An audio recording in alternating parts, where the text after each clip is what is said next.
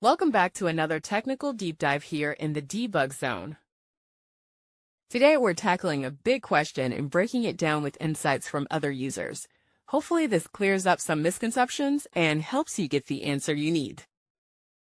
So buckle up, stay a little curious, and let's jump right in.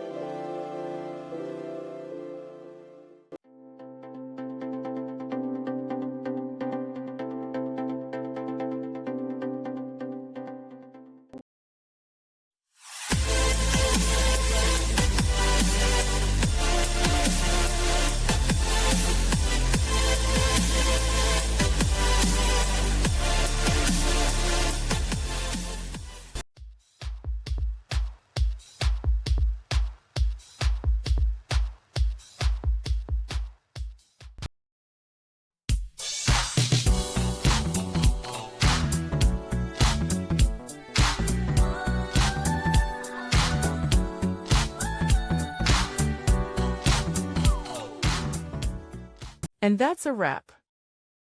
I hope you found the answer you were looking for. If you did, take a second to hit that subscribe button. It really helps out.